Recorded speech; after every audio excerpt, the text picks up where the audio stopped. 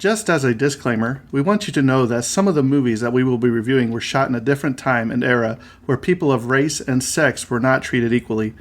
We understand this and hope you do too. The movies or anything that happened on the sets are not the views of this podcast or what this show is intended to be all about. Exactly. And we want to give due diligence in presenting the movie and not the views of the cast or directors or anyone involved. But we also feel it's necessary to let the audience know some of the background information to get a feel for what was happening at the time of shooting the film. Again, we hope you understand that we do not agree with everything that went on, and we just want to give out the information. And with that being said, hope you enjoy the show.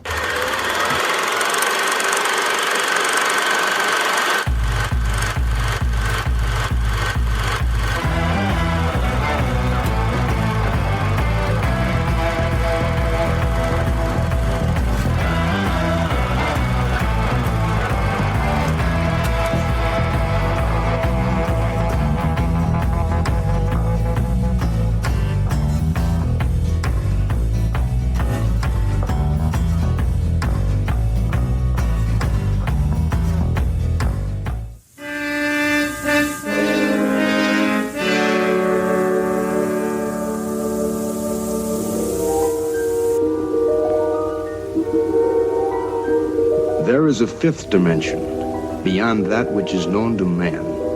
It is a dimension as vast as space and as timeless as infinity. It is the middle ground between light and shadow, between science and superstition, and it lies between the pit of man's fears and the summit of his knowledge. This is the dimension of imagination. It is an area which we call the Twilight Zone.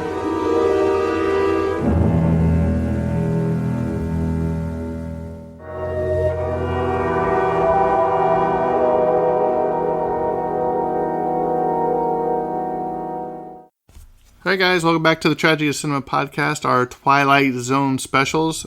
We are now on episode number 5 of season 1. This is, most of you know, this is different than a normal episode we do. We actually just talk a little bit about it and we go right into it, talk through the episode, and then we're done. Quick, easy in and out, 10-15 minutes. So this episode was titled Walking Distance. The release date was October 30th, 1959. It was directed by Robert Stevens. The writing credits, as most of them are, was done by Rod Serling, and it was created by Rod Serling. The cast for this episode is Rod Serling was the narrator and voice, as he does most of them. Gig Young was Martin Sloan. Frank Overton was Robert Sloan. Irene Tedrow was Mrs. Sloan. Michael Montgomery as young Marty. Little Ronnie Howard played Wilcox Bowie as Ronnie Howard, which was famous for Andy Griffith. Went on to be a great director of films. Byron Folger, Charlie, Sheridan Cameron as the gas station attendant, Joe Corey as the soda jerk. I always liked what they called him, soda jerk. Buzz Martin was a teenager in it. Nan Peterson was a woman in the park. And Pat O'Malley was Mr. Wilson. The synopsis of this is a man who stops for an oil change, which will take about an hour, decides to walk about a mile away, or a mile and a half, to his childhood hometown, only to discover that he has walked straight into his past. I'm your host, Jimbo. I'm joined once again by my good friend Patrick Goodnight to discuss this episode. And I told maybe they're watching in the morning. Could be good morning. Hello. Good evening. This could be... I'm going to let Patrick basically talk through the episode because it's been a while since I've seen it. Slaughtered the English there. Watched it. Thank you. But he just watched it last night for me. So I've got some notes to add in towards the end. So Patrick, go ahead and take it away. Let's give us the rundown of this episode.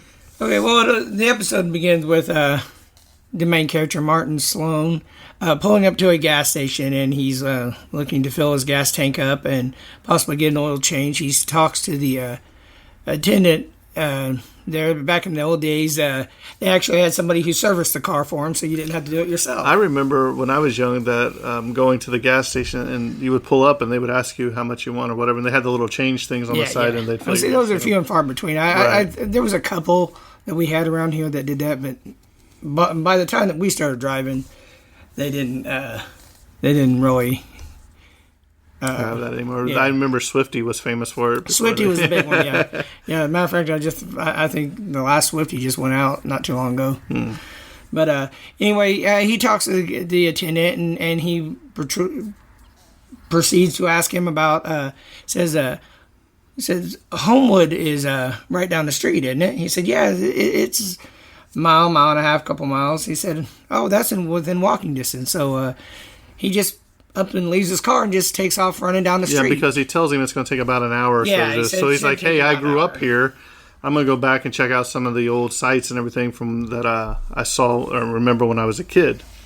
So he walks into town and he's looking around and he's like, man, everything just looks familiar. He said, it looks like I was just here yesterday. And he's like, man, everything just looks the same.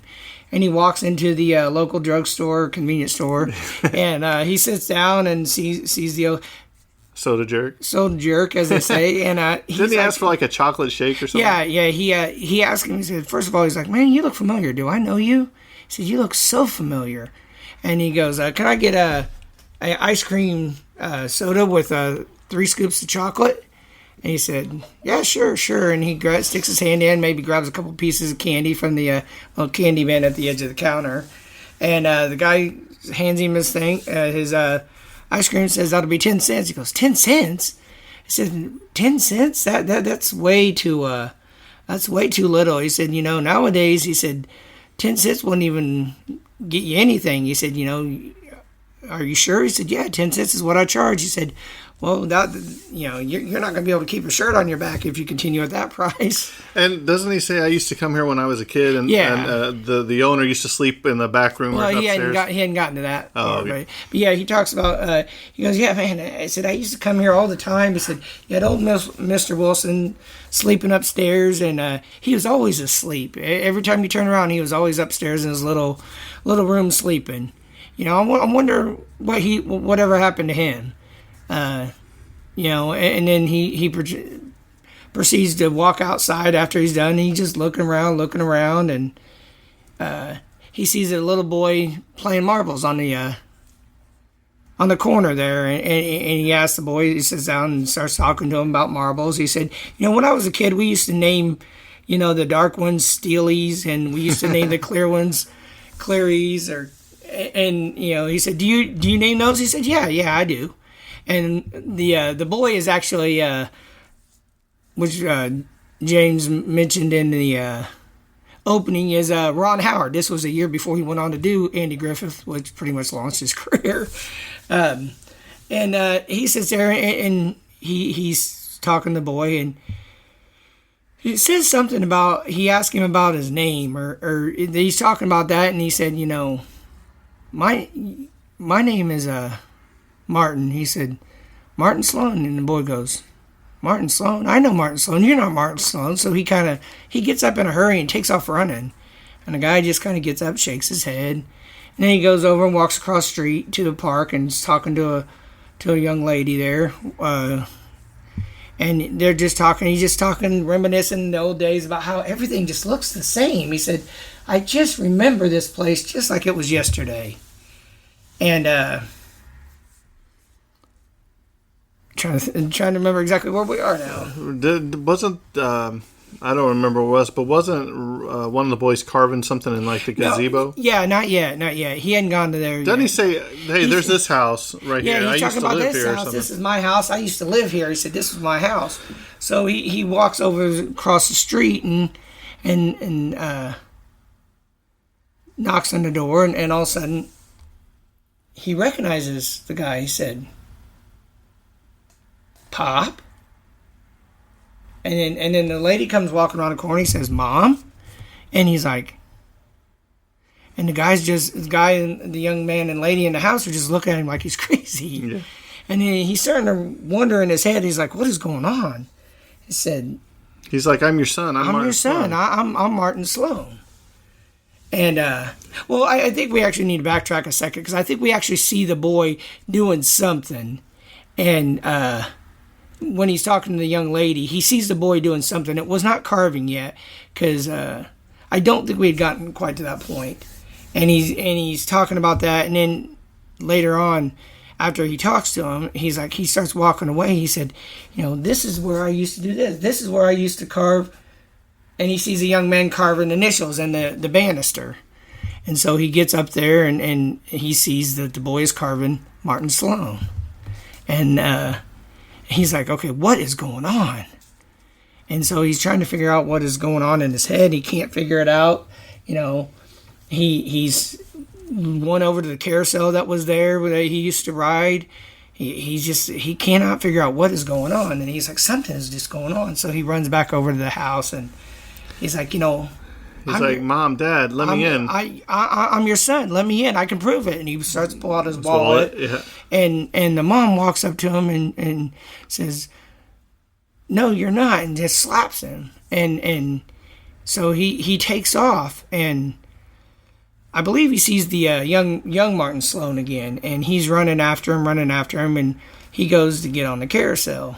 But doesn't his dad tell him something like you're not supposed to be here? Let this boy have his. No, you're kind of jumping again. No. He hasn't gone there yet, and he chases the boy to the carousel, and the boy gets on, and he's trying to knock around and trying to get through there and run through there and trying to track down the boy, and the boy's just kind of riding his little horse and trying to get away from the guy, and he's proceeds to try to grab him, and as he's doing that, the young Martin Sloan falls to the ground, and he gets caught. Part of his leg gets caught underneath the carousel, and he's like, he wasn't trying. He goes, I wasn't trying to hurt you. I just wanted to talk. He said, I'm just trying to figure out what's going on, and luckily they let the boy up, and they go on to say that. He's going to be okay,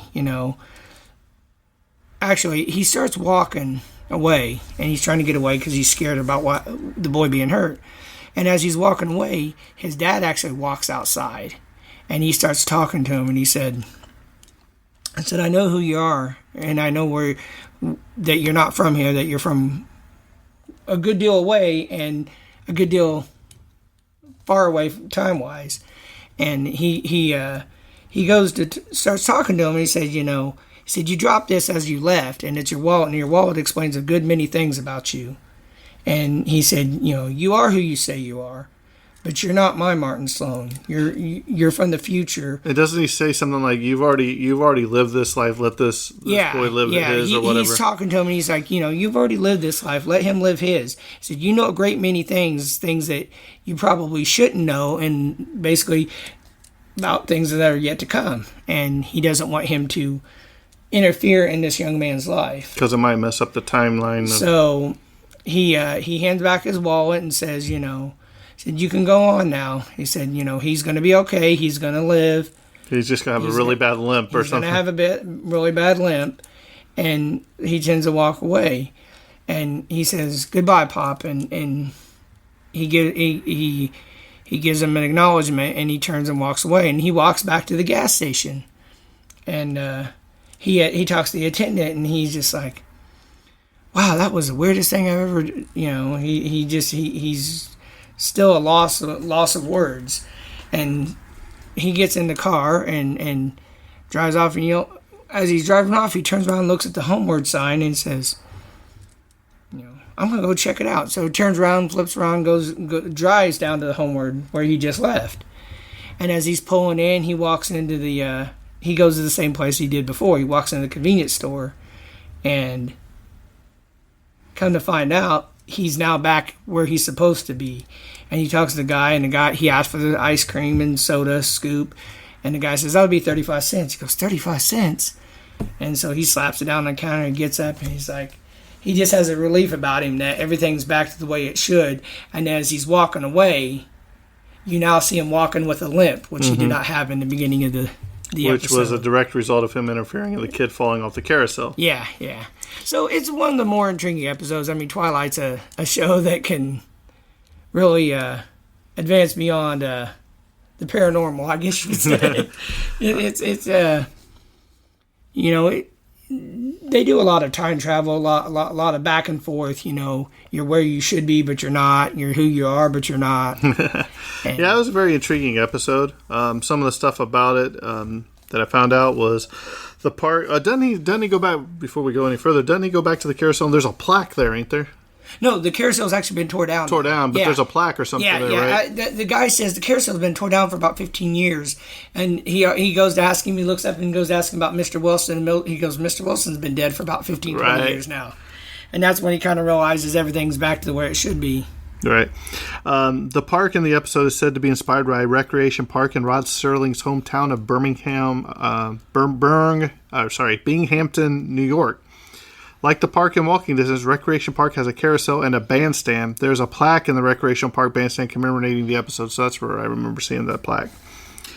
This is the first of only 4 episodes of Twilight Zone in which Rod Serling uses a mid-episode narration. The other 3 are the Twilight Zone Time Enough at Last, which is probably it's in my top 10. The Twilight Zone I Shot an Arrow in the Air, 1960, and the Twilight Zone I Sing the Body Electric from 1962. Sign at the gas station reads, Service Station Ralph N. Nelson, Prop. Ralph W. Nelson was the production manager for most Twilight Zone episodes, including this one. Although playing a 36-year-old man, Gig Young was actually 46-year-old when this was filmed. This is one of Ron Howard's early acting roles. J.J. Abrams has stated that this is his favorite episode of The Twilight Zone. Really? Yep. Really?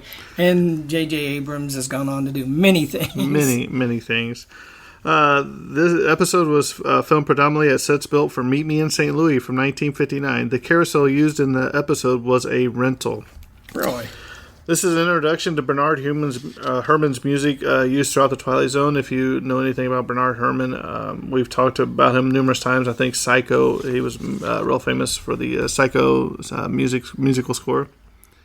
This episode takes place in 1934 and 1959 due to the time travel. And although the town where the story is set is purely fictitious, the other places referred to in the places are real and are in Rod Serling's home state of New York.